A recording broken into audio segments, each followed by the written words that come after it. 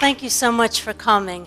I'm going to talk tonight about two topics. First, I'll address nullification, and the title of my presentation is James Madison Rebukes Nullification Deniers. And then I will talk about Article 5 Convention. And after both presentations, we'll then take questions from the audience on tonight's topic, not anything else, just the topic. James Madison rebukes nullification deniers. If James Madison were alive today, he would be amazed to see how people who claim to be on our side are misrepresenting what he said in his two major papers on resisting tyranny by the federal government. Law professor Randy Barnett, Robert Levy of the Cato Institute, everyone apparently at Heritage Foundation, David Barton, Human Events, and Mark Levin insist that nullification is unlawful, is literally impossible, that only the Supreme Court decides what is unconstitutional, and that James Madison was dead set against nullification. These are the nullification deniers. Their claims have been proven to be false. To persist in their claims is intellectually and morally indefensible. So why don't they apologize to the public and recant their errors? I suggest that they have been saying what we want to hear in order to gain our trust, so that once we trust them, we will accept the Article 5 Convention they are pushing as the only option left. But contrary to what they claim, I suggest the true purpose of an Article 5 Convention is to shove a new Constitution down our throats. So I will show you the glorious Constitution our framers gave us, how we lost it, how the nullification deniers are not telling the truth, what our framers actually told us to do when the federal government usurps power, and what James Madison really said about resistance to federal tyranny. I will be referring to the writings of our framers, including Madison's two major papers and to the deniers' papers. Hyperlinks are on my published paper, James Madison Rebukes Nullification Deniers, which is on my website. Nullification is simply the refusal to comply with unconstitutional acts of a government. Noncompliance can take various forms: direct disobedience, or any number of ways of obstructing, impeding, or thwarting. Our founding principles are set forth in the second paragraph of the Declaration of Independence. All men are created equal. This is our formal acknowledgement that we have a creator, and we are equal before the law. So we abolished titles of nobility at Article 1, Sections 9 and 10, but we did not fully live up to this principle because originally we permitted slavery. 2, rights come from God: life, liberty, to work and prosper, private property, self-defense, fair trials, and to live our lives free from interference, so long as we don't deprive other people of their God-given rights. Governments are to protect us from those who seek to take away our God-given rights. Rights come first, then governments to secure them. 3, people create governments. The first 3 words of our Constitution, "We the people," were the most radical ever written to establish a civil government. With those 3 words, we repudiated the English model, where political power originates with the king, and the German model, where political power originates with the state. In those models, people are subjects to the absolute will of the king or the state.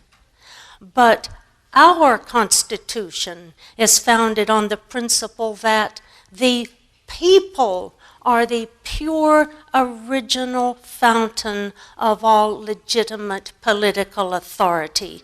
Federalist Paper number 22, last paragraph, Alexander Hamilton. The fourth is this: when a government we created seeks to take away our God-given rights, we have the right, we have the duty to alter, abolish, or throw off such government. This is the natural right of self-defense, of nullification. It is a founding principle. The nullification deniers reject these founding principles. They have reverted to the authoritarian German model, where people are the subjects of the state and must obey the state, and the ultimate authority in this country is 5 judges on the Supreme Court. Our Constitution implements these founding principles. When we ratified our Constitution, we created the federal government. We are the creators. The federal government is our creature. Creature is the word Hamilton used in Federalist Paper number 33, and Thomas Jefferson used in the Kentucky resolutions at the 8th resolution, where he wrote that Congress is merely the creature of the compact between the states. We created a federal government, a federation of sovereign states united for limited and enumerated purposes only, with all other powers retained by the states or the people. We have the right to tell our creature what we are authorizing it to do. And that is precisely what we did in the Constitution, where we listed every power we delegated to our creature. Our creature has 3 branches: legislative, executive, and judicial. We enumerated the powers we delegated to each branch. It is only with respect to these enumerated powers, those listed in the Constitution, that the federal government has lawful authority. The lists of enumerated powers are short.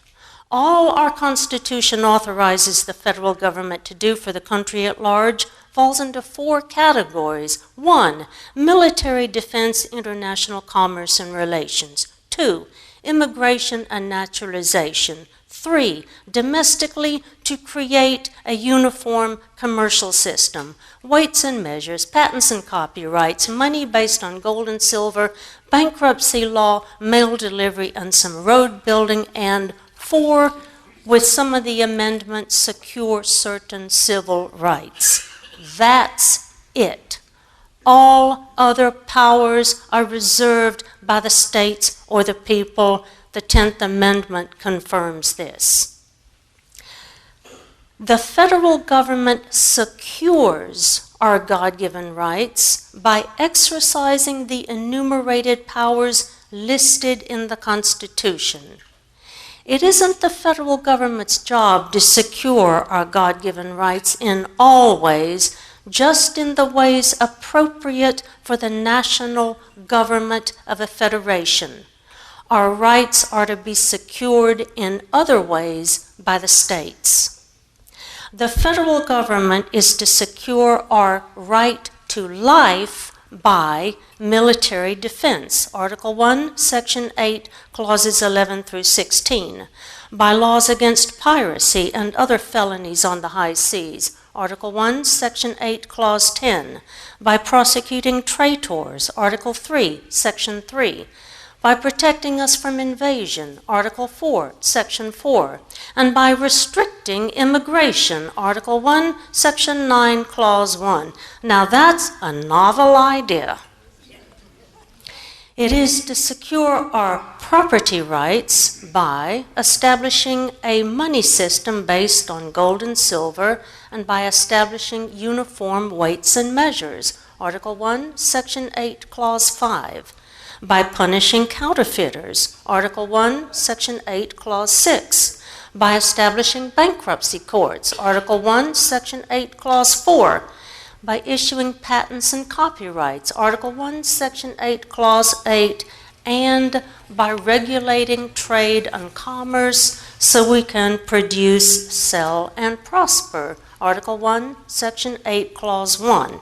Now, the original intent of the Interstate Commerce Clause, as proved by Federalist Papers number 22 and 42, was to prohibit states from imposing taxes and tariffs on articles of commerce as they were transported through the states for purposes of buying and selling. That's it. And the federal government is to secure our right to liberty by laws against slavery, the 13th Amendment, by providing fair trials in federal courts, the 4th, 5th, 6th, 7th, and 8th Amendments, and by obeying the Constitution.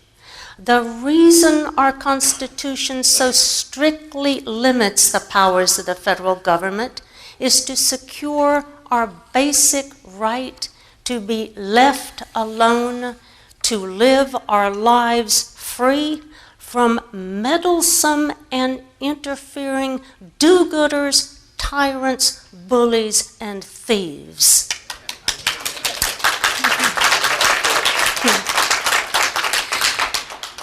So this is how our federal Constitution implements that glorious founding principle that the sole purpose of civil government is to secure rights God gave us. And I just listed for you most of the enumerated powers.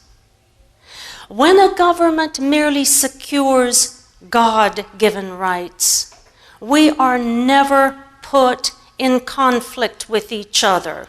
When civil governments, state or federal, do nothing more than protect us from invaders, traitors, pirates, and thieves, the people can live together in peace because no one has his hand in anybody else's pocket.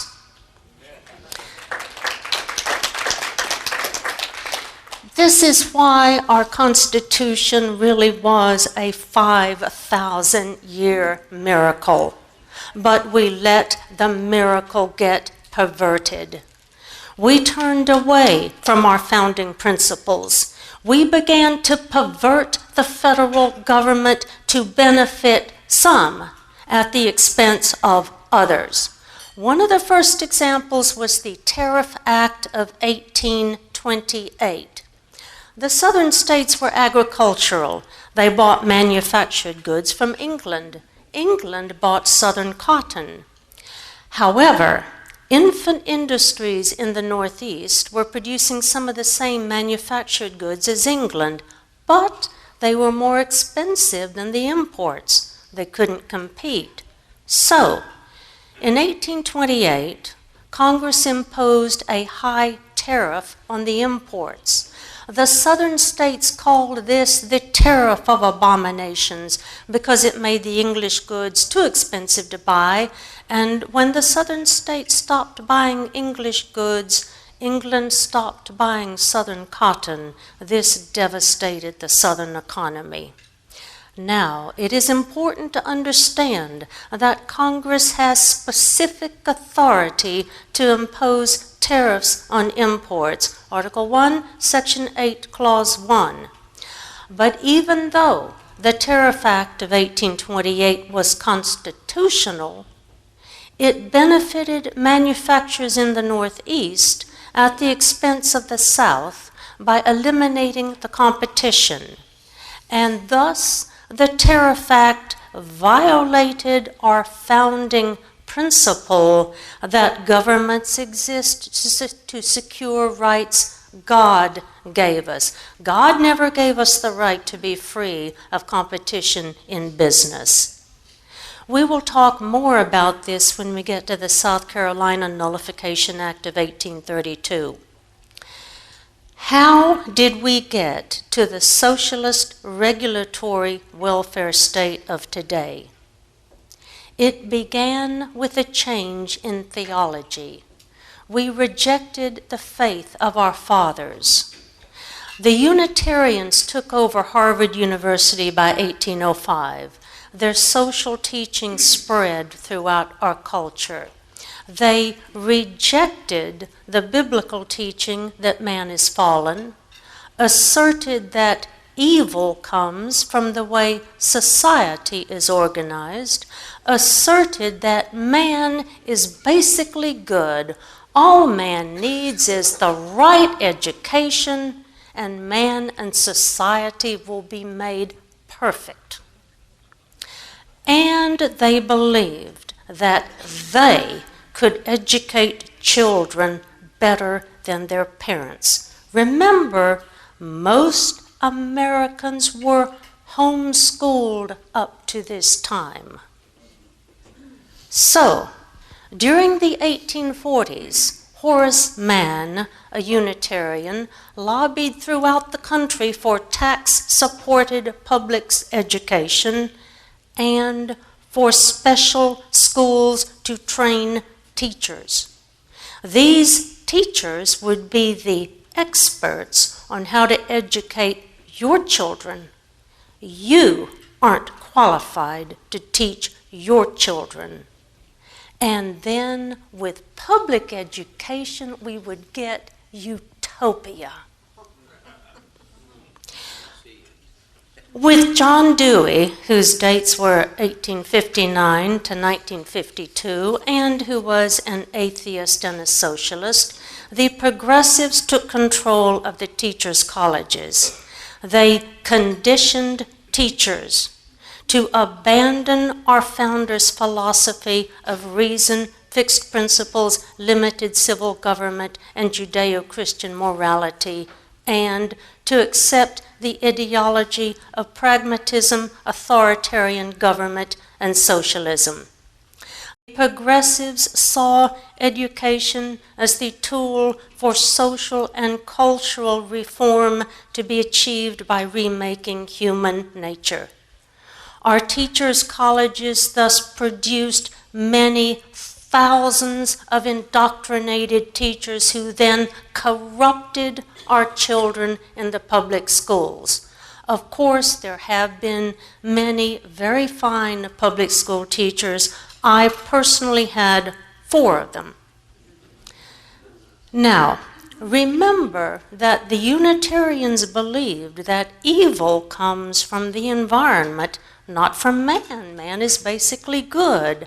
But universal public education didn't bring about utopia. So something else in the environment must be causing the problems. So, in the early 1900s, the political progressives, Theodore Roosevelt, Woodrow Wilson, promised that they would fix all these bad things in the environment. The progressives said they would meet all our needs and fix all our problems: poverty, illiteracy, greed, too many children, people who don't like immigrants, accidents at home, accidents at work, working conditions, unfair wages, lack of equal opportunity, overwork, underwork, bad investments, bad food, bad medicine, disease, injury, sickness, old age, and everything else. They claimed they would make business and commerce and agriculture fair by having the federal government control it all. So, It was the political progressives of the early 1900s who transformed the federal government into the Frankensteinian monster of today.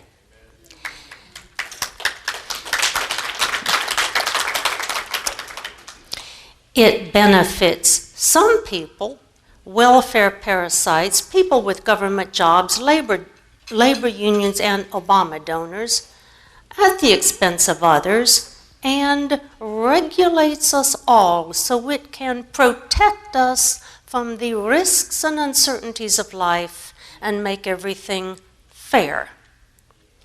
They claim the right to determine what is in the public interest and have the federal government implement their conceptions of what advances the public interest.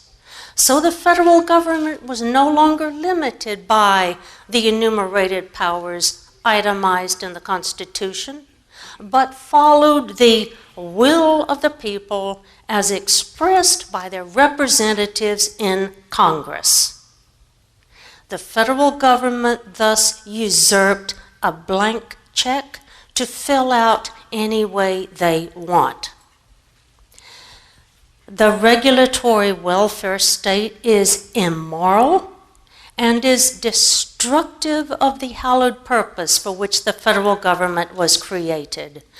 God never gave us the right to have governments give us an advantage over others, to be free from the challenges of life, to be protected from the consequences of our own actions, and to have others forced to pay our living expenses and subsidize our vices.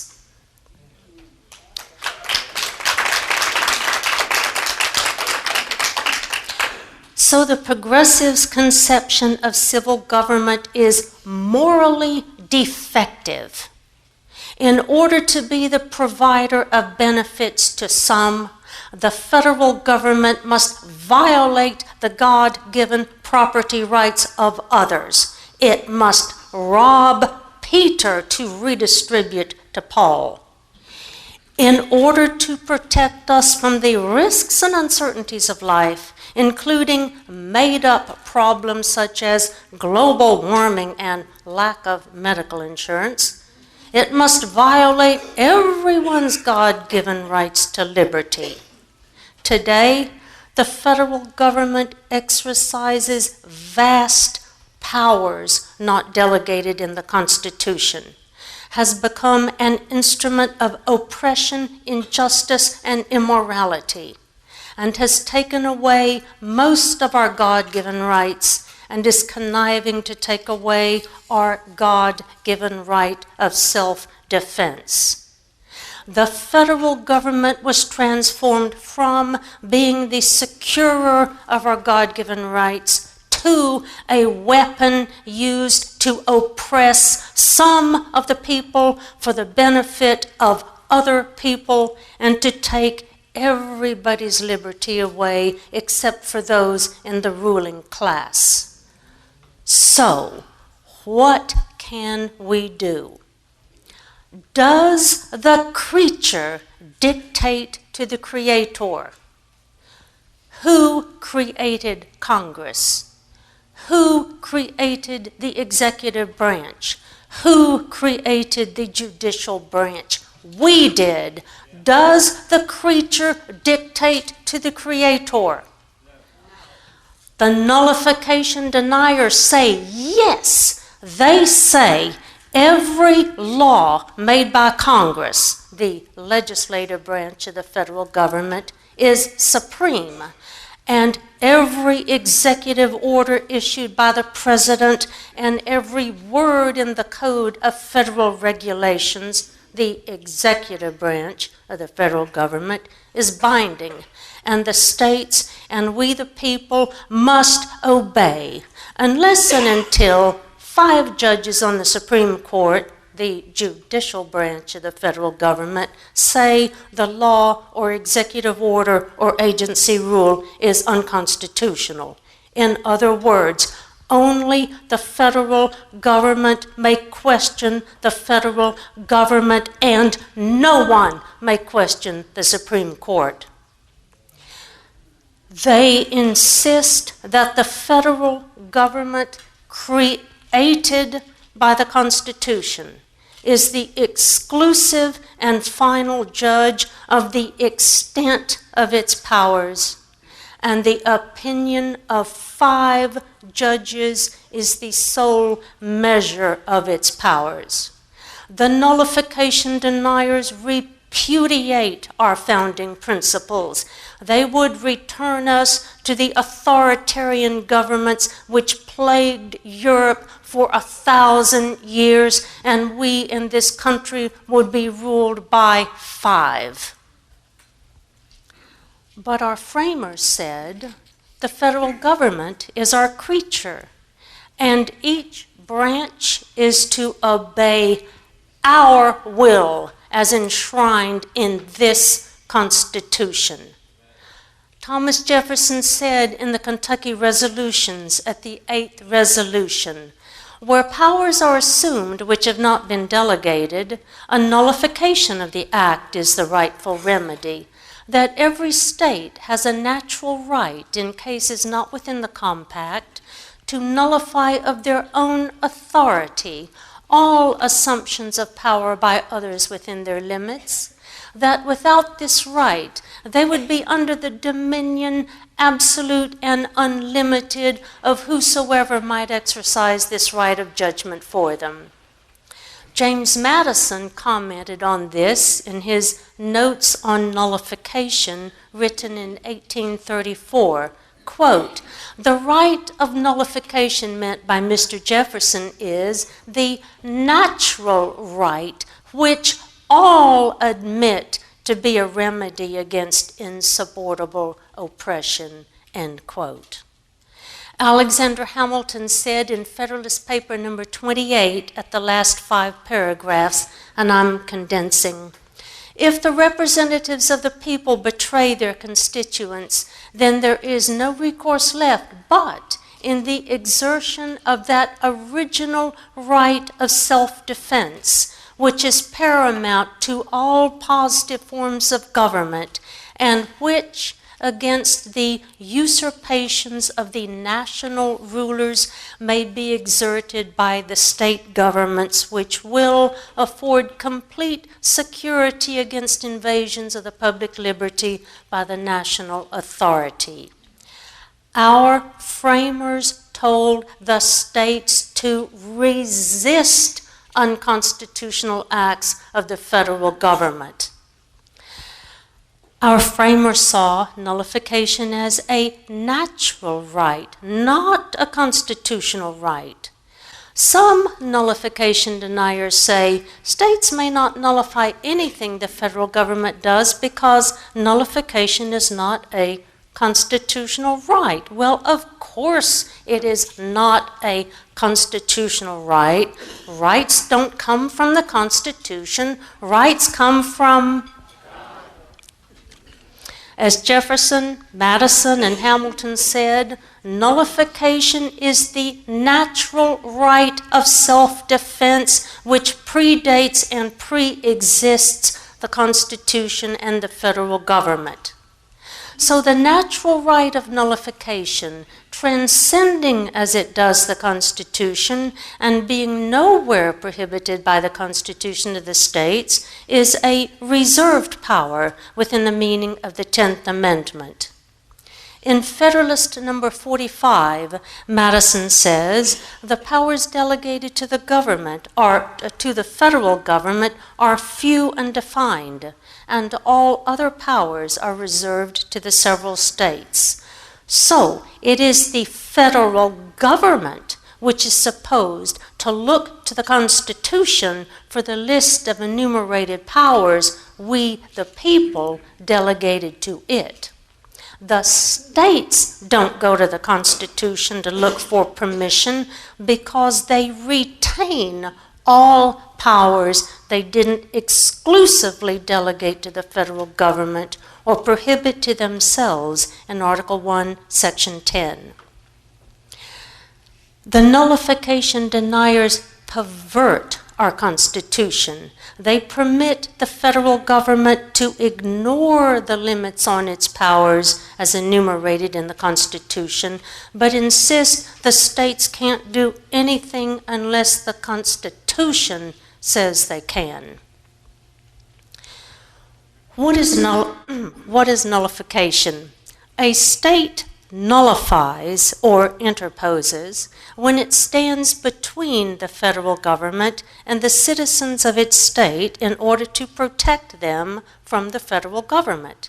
This takes various forms depending on the circumstances. Hamilton says in Federalist Paper number 33 at the 5th paragraph, quote, "If the federal government should overpass the just bounds of its authority and make a tyrannical use of its powers, the people whose creature it is must appeal to the standard they have formed," that's the Constitution, "and take such measures to redress the injury done to the Constitution as the exigency may suggest and prudence justify." Did you hear what Hamilton said?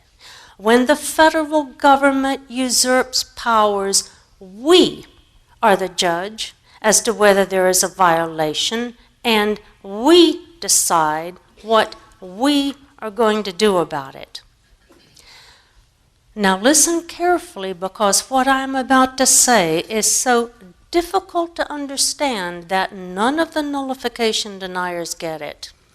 Our framers saw that before nullification is proper, the act of the government must be unconstitutional, a usurpation of a power not delegated, or a violation of the Constitution. And nullification takes various forms depending on the circumstances, from refusal to obey it to otherwise obstructing, impeding, or thwarting its enforcement. Here are some examples where refusal to obey is both proper and possible. Rosa Parks and Martin Luther King nullified the Jim Crow laws. These required black people to sit in the back of the bus. They couldn't eat in public places, use public restrooms, water fountains, and park benches. Using non-violent civil disobedience, Rosa Parks and Martin Luther King led black people to refuse to obey these state or municipal laws, which were unconstitutional under Section 1 of the 14th Amendment. This is how brave citizens nullify unconstitutional laws. They refuse to obey. They say, "We won't comply." Just as the brave citizens in Connecticut are doing when they refuse to obey the unconstitutional state law which purports to require them to register their firearms. Article 1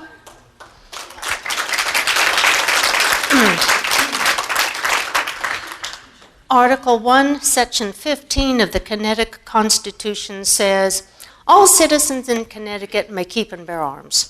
I'm paraphrasing, but that's the gist. If you're a citizen in Connecticut, you can be armed. It doesn't say anything about registration. Prayer in the public schools. The Constitution does not delegate to the federal government power to ban Christianity, but in 1962, the Supreme Court started ordering the states to stop the praying and remove the Ten Commandments. Since those orders were usurpations of powers not delegated, not possessed by the federal government, the states should have nullified them by directing their schools to ignore them. Disarming the American people. If Congress by law, or the President by executive order, or the BATF by rule, or the Supreme Court by opinion, or the federal government by UN treaty, orders the people to turn in our arms, we must refuse to comply. The Constitution doesn't authorize the federal government to disarm us. So the states and the people must nullify such law or order or rule or opinion or treaty by refusing to obey.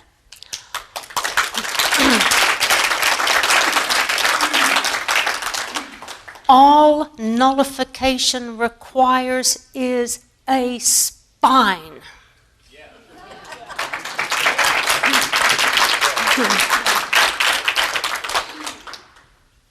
Here is an example where other ways of resistance than direct disobedience were appropriate.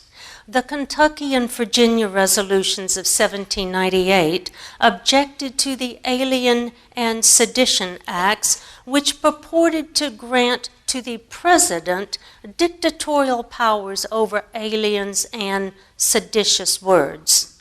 The states couldn't refuse to obey the acts because they were directed to the powers of the president. So the resolutions showed the acts were unconstitutional and asked other states to cooperate in taking whatever prudent and possible measures needed to be taken to defend the Constitution, the states, and the people. During 1799-1800, Madison, who wrote the Virginia resolutions of 1798, presented his report on the Virginia resolutions to the Virginia legislature. In this report, Madison said under his discussion of the third resolution, and I'm condensing what he said, "The states, in their sovereign capacity, are the parties to the constitutional compact and are thus the final authority on whether the federal government has violated the Constitution. There can be no tribunal above the authority of the states to decide whether the compact made by them has been violated by the federal government. That if, when the federal government usurps powers, the states don't stop the usurpation and thereby preserve the Constitution, there would be no relief from usurped power. This would subvert the rights of the people as well as betray the fundamental principle of our founding. That when the federal government acts outside the Constitution by usurping powers, then the sovereign states, who are the parties to the Constitution, must appeal to that original natural right of self-defense. That the judicial branch is as likely to usurp as are the other two branches. Thus, the sovereign states have as much right to judge the usurpations of the judicial branch as they do the legislative and executive branches. That all three branches of the federal government obtain their delegated powers from the Constitution, and they may not annul the authority of their creator, and we are the creator.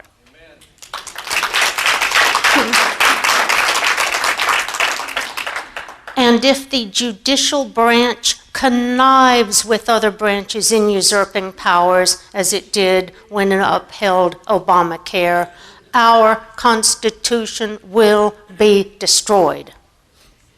So the judicial branch does not have final say as to the rights of the parties to the constitutional compact. Otherwise, the delegation of judicial power would annul the authority delegating it, and the concurrence of the judicial branch with other branches in usurping power would subvert the Constitution forever. That is what Madison said in his report of 1800 to the Virginia legislature.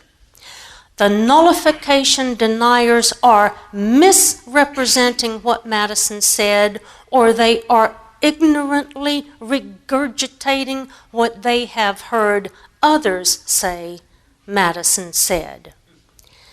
Randy Barnett, law professor, wrote a paper where he quoted Madison's discussion of the 7th resolution in this same report and claimed it shows that Madison, quote, expressly denies or at a minimum equivocates about whether there is a literal power of nullification in the states, end quote. Barnett ignored everything Madison said under the 3rd resolution, falsely claimed that Madison conceded that the Supreme Court alone decides whether acts of the federal government are unconstitutional, and showed he doesn't understand that nullification takes various forms depending on the nature of the unconstitutional act, from direct refusal to obey the act to other forms of obstructing, impeding, or thwarting enforcement. And so Barnett chanted the standard authoritarian refrain, "What has the Supreme Court said and meant? And are there now 5 justices to sustain the claim?" In the September 4, 2013 issue of the New York Times, Robert Levy, chairman of the Cato Institute, regurgitated the same lie that Madison said in his report of 1800 to the Virginia legislature, that all the states can do is express their opinion that a federal law is unconstitutional. Levy too then chanted the standard authoritarian refrain, "In assessing constitutionality, our system of governance recognizes one Supreme Court, not 50 individual states." I say to these nullification deniers, shame on you for misrepresenting what Madison said or for ignorantly repeating lies others before you told without checking it out to see if what you are repeating is true. The so-called nullification crisis of 1832 brings us to 2 more nullification deniers who misrepresent something else James Madison wrote. Matthew Spalding, PhD, of Heritage Foundation, and David Barton wrote papers where they cite James Madison's notes on South Carolina's theory of nullification as proof that Madison vehemently opposed nullification. One wonders how Spalding and Barton can be so lacking in critical thinking skills that they cannot make the distinction between the nullification doctrine Madison and Jefferson and Hamilton embraced and the bizarre theory advanced by South Carolina. Our framers understood before nullification is proper, the act of the government must be unconstitutional. Our Constitution delegates to Congress authority to impose tariffs on imports, and the tariff must be the same in each state. Article 1, Section 8, Clause 1. So, can you see something which Matthew Spalding and David Barton can't see? South Carolina wanted to nullify a constitutional law. In Madison's notes on nullification written in 1834, he discussed South Carolina's bizarre theory that a state has a constitutional right to nullify any federal law, and the nullification is presumed valid unless 3/4 of the states say it isn't valid. Madison opposed South Carolina's bizarre theory. He said, "The federal government has delegated authority to impose tariffs. The Constitution requires that tariffs be uniform throughout the United States. States can't nullify tariffs authorized by the Constitution. 1/4 of the states don't have the right to dictate to 3/4 of the states on matters within the powers delegated to the federal government, and nullification is not a constitutional right. Near the end of his notes, Madison quoted with approval Thomas Jefferson's famous statement, "But where powers are assumed which have not been delegated, a nullification of the act is the rightful remedy, that every state has a natural right, in cases not within the compact, to nullify of their own authority all assumptions of power by others within their limits." And that's when Madison says, thus the right of nullification meant by Mr. Jefferson is the natural right which all admit to be a remedy against insupportable oppression. Do you see how the nullification deniers misrepresent what Madison said? Or are they so shamelessly lazy that they just copy what other people have already said? Application today. When we, the people, ratified our Constitution and created the federal government, we did not delegate to our creature power to control our medical care, invade our homes, disarm us, dictate what is done in the schools, and all the thousands of things they dictate. We never gave them authority in the Constitution to do. Accordingly, each state has a natural right to nullify such unconstitutional dictates within its borders. These dictates are outside the compact the sovereign states made with each other. We never gave our creature authority over these objects. As Jefferson and Madison said, without nullification, the states and the people would be under the absolute and unlimited control of the federal government. And that is where these nullification deniers, with their false assertions and shameful misrepresentations, would put you. To sum up, nullification is a natural right of self-defense. It is a founding principle. Rights don't come from the Constitution, they come from God. The second paragraph of the Declaration of Independence says we have the duty to smack down tyrannical government. Nullification is a reserved power within the meaning of the 10th Amendment, and nullification is required by oath of office.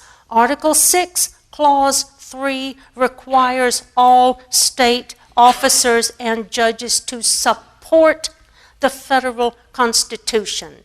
So when the federal government violates the Constitution, the states must smack them down. Their oath requires it.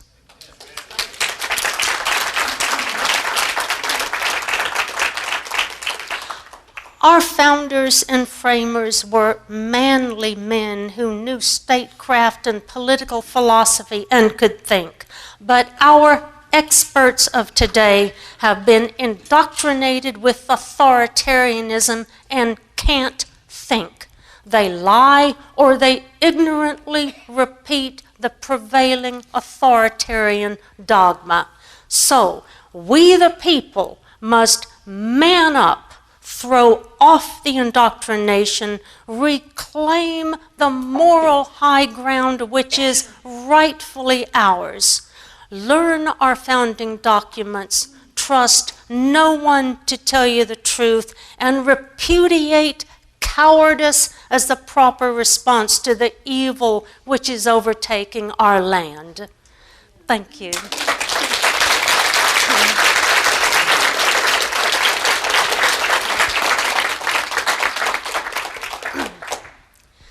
Would you look at the box with the charts in it?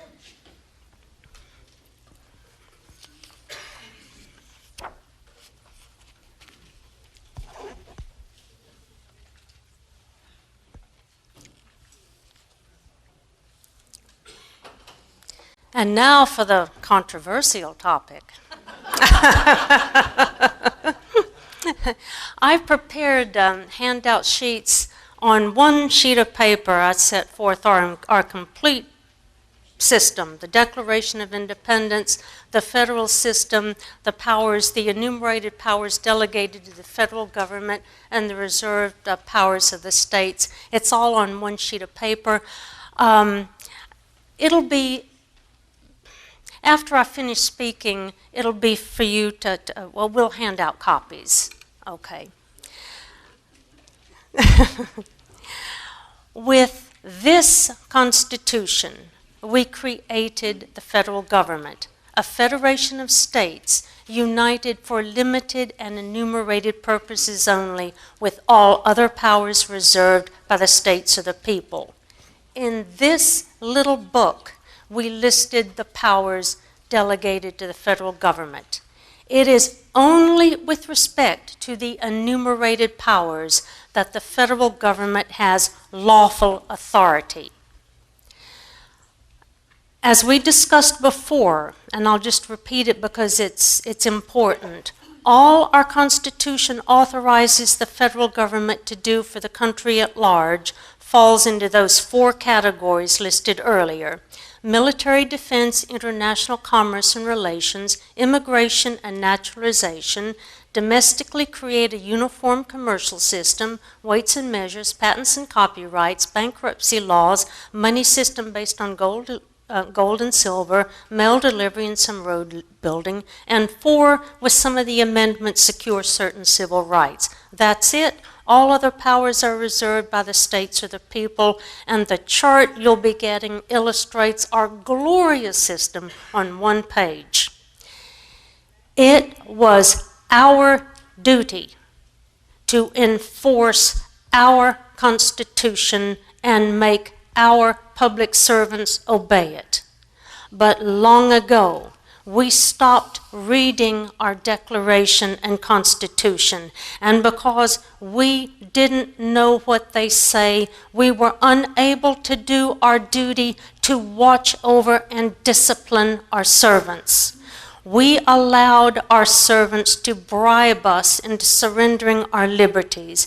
That was the purpose of the unconstitutional government assistance programs of the early 1900s, Social Security in the 1930s, and Medicare in the 1960s, to demoralize us, strip us of personal responsibility, and make us dependents, so that we would dance to the tune of our servants instead of making them dance to ours. Their tune is tyranny. Our tune is the liberty enshrined in our Declaration and Constitution. The federal government has ignored our Constitution for 100 years. State governments have ignored it for 100 years. And we, the people who ordained and established it, don't have a clue what it says about anything. That is the problem: universal ignorance of these two documents. But organizations such as the Convention of States say the problem is the Constitution. They say the problem is, the solution is, amend the Constitution. Yes, when everybody ignores the Constitution, and we, the people, have no idea what it says about anything, all we need to do is amend it, and all will start obeying it. They say they want an Article 5 convention, and it's just to propose amendments. They say states will appoint the delegates, control the delegates, each state will get one vote at the convention, and Congress has no power over the convention. The states run the whole show. And they say they know this because law professor Rob Natelson says these were the customs followed in conventions he says took place all the time during our founding era. And they say Congress will follow these same customs when Congress calls a convention under Article 5. But folks, we have never had a convention under Article 5. So there is no precedent. Nadelson's customs are irrelevant. Article 5 provides two methods of amending the Constitution. Congress proposes amendments or calls a convention to propose amendments if 34 states apply for it. The first method was used for our existing 27 amendments. Congress proposed them all. Under the second method, Congress calls the convention. A call is the official summons for a convention to take place. It states the date and location, how delegates will be appointed, etc. We all know what it means to call a meeting. If you call a meeting, you decide who, where, and when. Furthermore, Article 1, Section 8, last clause, the necessary and proper clause, delegates to Congress the power to make the laws to carry out the call. Now, Congress gets its legal research from the Congressional Research Service, the CRS. CRS just released a report to instruct Congress on the issues under an Article 5 convention. Here is a portion of the CRS report issued March the 7th, 2014. See me after, and I've got the information so you can find it online. The Congressional Research Service confirms that Article 5 delegates to Congress exclusive authority over both methods of amendment. The CRS report shows that in Congress's preliminary preparations for Article 5 conventions in the past, Congress has provided that delegates to an Article 5 convention would receive immunity from arrest, and Congress has planned to apportion delegates the same as in the Electoral College. So California would get 55 delegates and Alaska would get 3. So, if Congress permits the states to participate in the convention, Congress decides whether each state will get 1 vote or whether the state's electoral votes will determine how many votes they get. Congress may decide to appoint the delegates themselves. Nothing requires Congress to permit states to select delegates. Congress can appoint themselves as delegates. And Congress has the power to grant delegates immunity from prosecution. The Convention of States people insist they know exactly how a convention will operate, but page 25 of the Congressional Research Service report says, quote, "In the final analysis, the question, what sort of convention, is not likely to be resolved unless or until the 34-state threshold has been crossed and a convention assembles," end quote. The CRS says we'll have to get a convention before we know how it's going to operate. Yeah. Page 25. The Convention of States says we need a convention to propose amendments to limit the size and scope of the federal government. Rubbish. Our Constitution already limits the powers of the federal government to those few undefined powers listed in the Constitution and on the chart. They don't want to limit the size and scope of the federal government. We know this because the amendments they propose add new powers to the federal government or legalize powers the feds have already usurped. Let's look at 3 of their amendments. Michael Ferris, the head of the Convention of States, is pushing a parental rights amendment which he says would protect parental rights. But it does the opposite. It expressly delegates power over children to the federal government. Here is his amendment. See me after. Mark Levin's amendments also do the opposite of what he says. His amendment to limit the federal bureaucracy legalizes what are now unconstitutional federal agencies: education, energy, agriculture, DHS, HUD, HHS, EPA, etc., etc., etc. Our Constitution doesn't authorize these agencies, but Levin's amendment legalizes them. Article 1, Section 1 of our Constitution says only Congress may make laws. But since Woodrow Wilson, federal agencies have been writing rules. This is the abominable code of federal regulations. All these rules are unconstitutional as outside the scope of powers delegated and as in violation of Article 1, Section 1. But Levin's amendment to limit the federal bureaucracy legalizes these rules and rulemaking. Levin's amendment to limit federal spending is also phony. Our Constitution limits federal spending to the enumerated powers. Most of what Congress may lawfully spend money on is listed on the chart. If you go through the Constitution and highlight the powers delegated to Congress and to the President, you will get a complete list of the objects Congress is authorized to spend money on. That is how our framers controlled spending. But Levin's amendment substitutes a budget for the enumerated powers, and while it pretends to limit spending to revenues, it actually permits Congress to suspend the spending limit and continue to raise the national debt.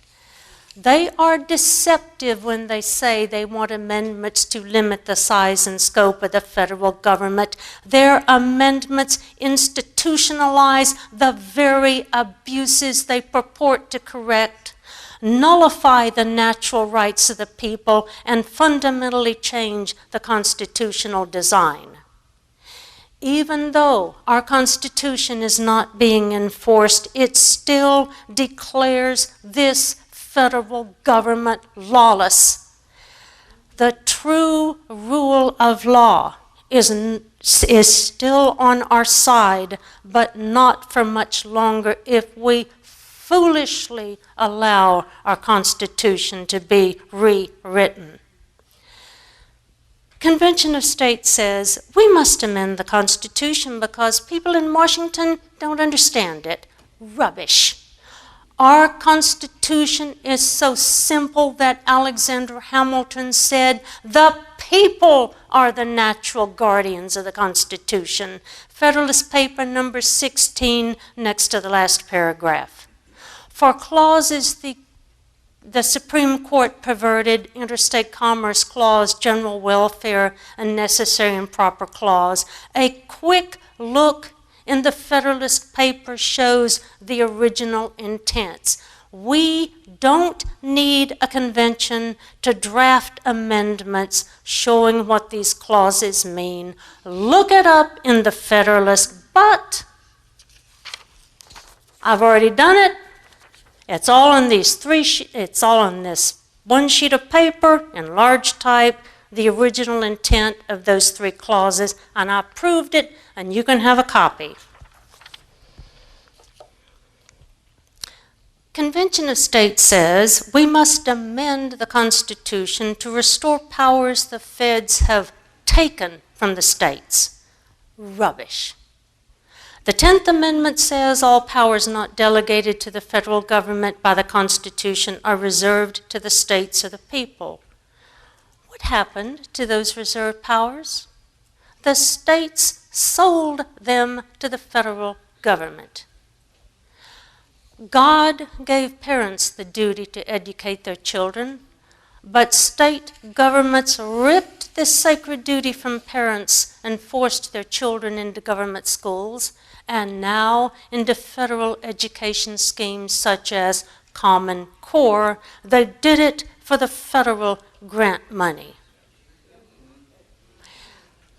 DHS is nationalizing local and state law enforcement. DHS answers to Obama.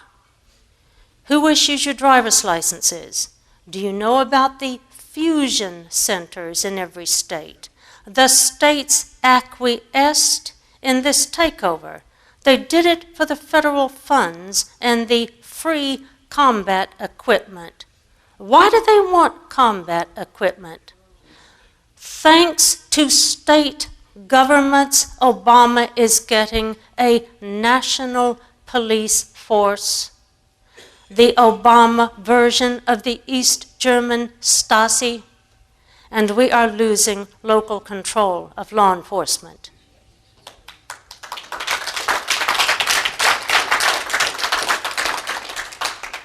Federal funds make up over 1/3 of the state's annual budgets. The states don't want to rein in the feds. They don't want to lose their federal funding. This session, State Senator May Beavers introduced an Obamacare nullification bill into the Tennessee legislature. But the fiscal note said that if her bill passed, Tennessee would lose $6 billion in federal funds. Well, we can't lose that. So Tennessee is not going to nullify Obamacare. State governments are not victims of federal tyranny. They are collaborators in federal tyranny.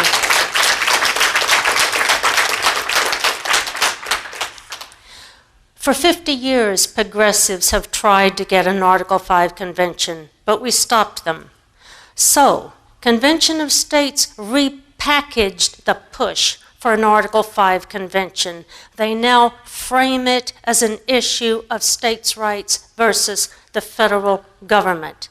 They falsely portray the states as victims of federal tyranny. And they fabricated the preposterous claim that our framers said the purpose of amendments is to rein in the federal government if it usurps powers. We must distinguish between defects in a constitution and a government's refusal to obey the constitution to which it is subject. There were defects in our constitution: slavery. Amendments fix defects, but our problem is a disobedient federal and state governments. That calls for different remedies, and our framers spelled them out. Resistance, nullification. Our framers never said that the purpose of amendments is to rein in the feds if they usurp powers. One delegate at the Federal Convention of 1787, George Mason, said something along those lines, but he was in the minority. He didn't get his way, and he refused to sign the Constitution. Mason objected to Congress controlling the amendment process. On the last day of deliberations, the convention method of proposing amendments was added, but since Congress calls the convention, Congress still controls both methods, as the CRS report confirms. And Mason refused to sign the Constitution. What our framers, those who signed the Constitution, actually said is that amendments remedy defects in the Constitution, that amendment of errors and useful alterations would be suggested by experience, that the novelty and difficulty of what they were doing would require periodic revision, that useful amendments would address the organization of the government, not the mass of its powers. Now, think about the silliness of the claim that the purpose of amendments is to control the feds. Consider federal gun control laws, background checks, BATF rules, outlawing of shotguns shorter than 18 inches. Where does our Constitution delegate to the federal government power to restrict our arms? It doesn't. They do it anyway. So, if we get an amendment saying that the federal government can't infringe our right to keep and bear arms, will that rein in the feds? If we have a convention, our Constitution and Declaration will be put on the executioner's block. The Convention of States, people say a convention is safe because 3/4 of the states have to ratify whatever comes out. That is false. We must distinguish between ratification of amendments and ratification of a new constitution. It is easier to ratify a constitution than to ratify amendments. I'll show you. The Articles of Confederation required all 13 states to ratify amendments. But at the Federal Convention of 1787, where this Constitution was drafted, our framers saw that they were unlikely to get 13 states to ratify this Constitution.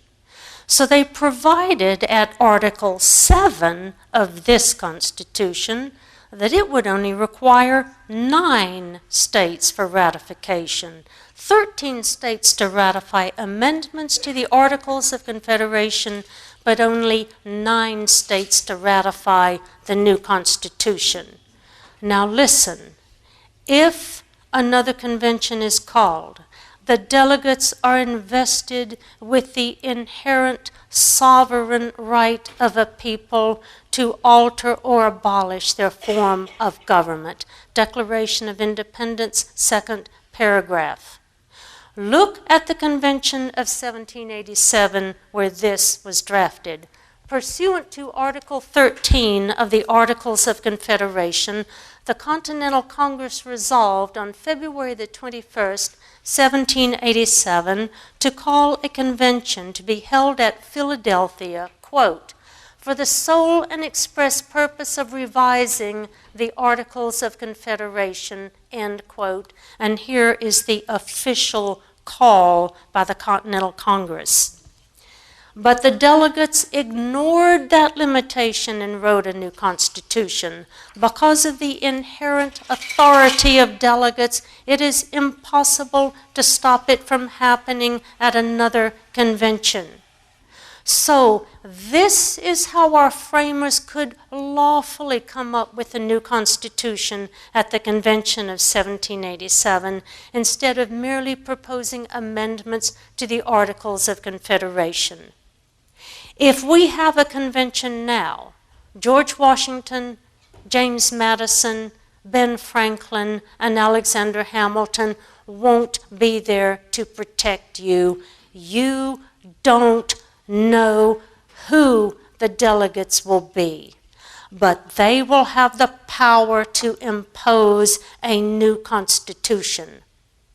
A new constitution is already prepared.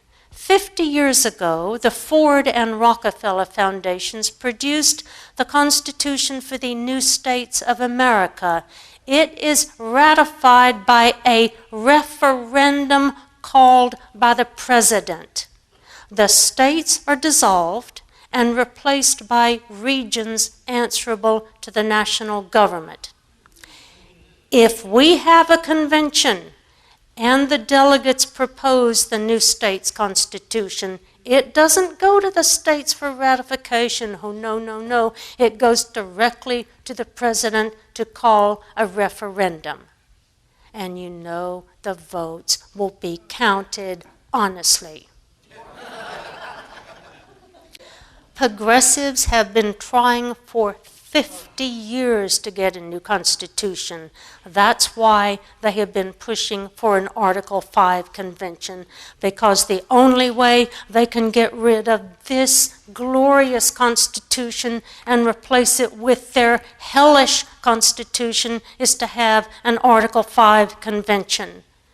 Chief Justice Warren Burger warned in his letter to Phyllis Schlafly, quote, "There is no effective way to limit or muzzle the actions of a constitutional convention," end quote.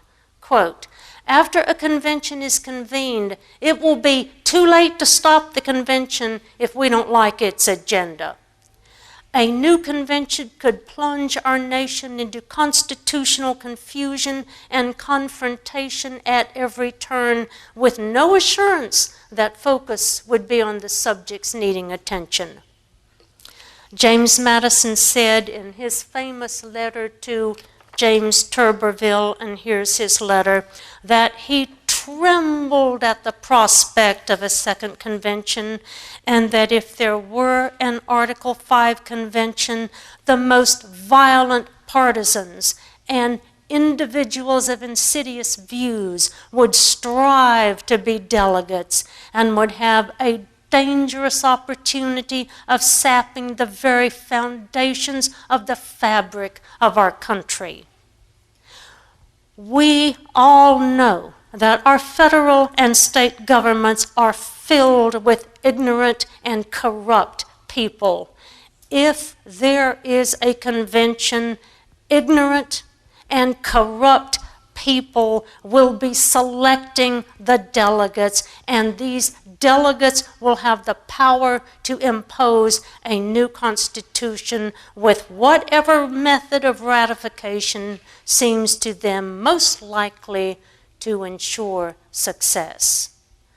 What I am warning you about is more likely to happen than not.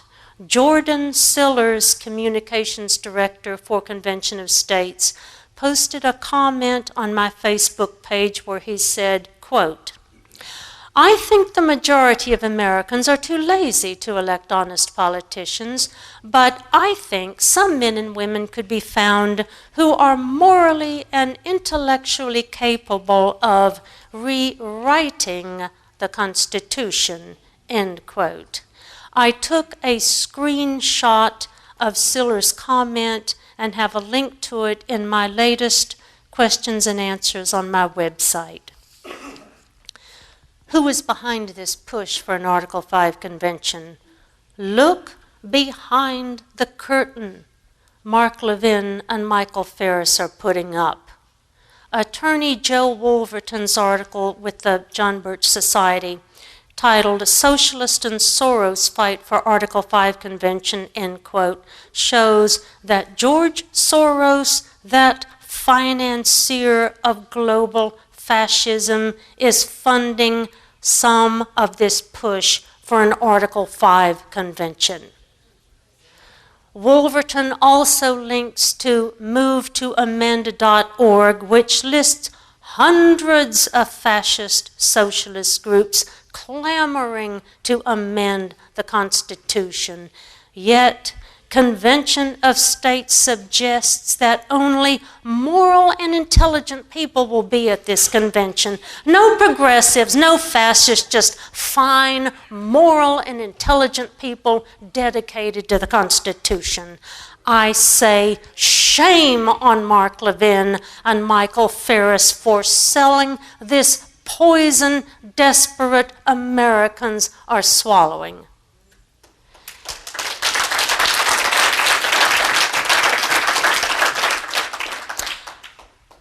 Nothing in Article 5 gives states any authority over a convention.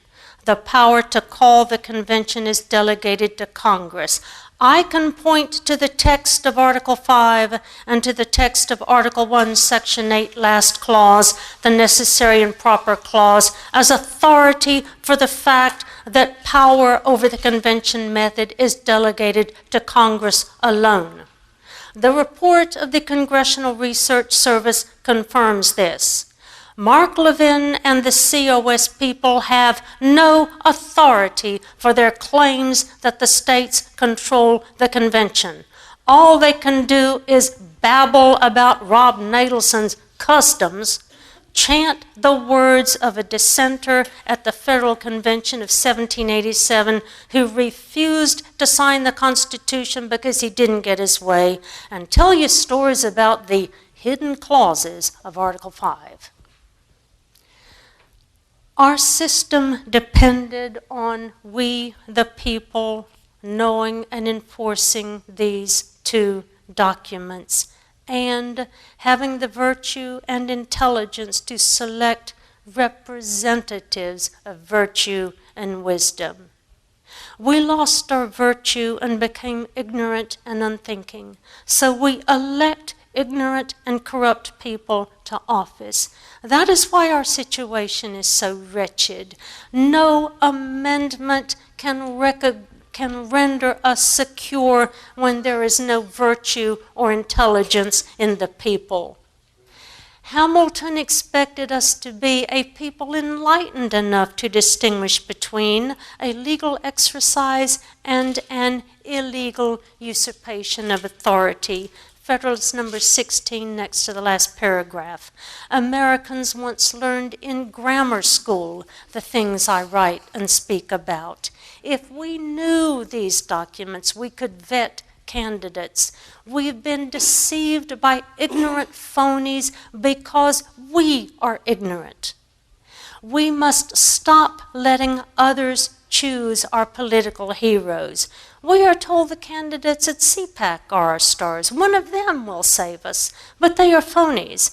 Anyone who supports a balanced budget amendment doesn't understand the enumerated powers restriction on Congress's spending or rejects that constitutional restriction. We must stop the hero worship. Politicians are not our saviors. We are not to adore them. They are our servants, and they are good servants only if they are faithful to this. So what did our framers say the states are supposed to do when the federal government usurps power? They never said that when the feds ignore the Constitution, we should amend the Constitution. What our framers actually said, as you saw earlier tonight, is that the states are to resist unconstitutional acts of the federal government. Don't comply. Say, no, not in my state. We must elect to our state legislatures people who have the spine to do this. Our framers told us to resist. It is insane to believe that the remedy for a usurping federal government is to amend the document they violate. Thank you so much.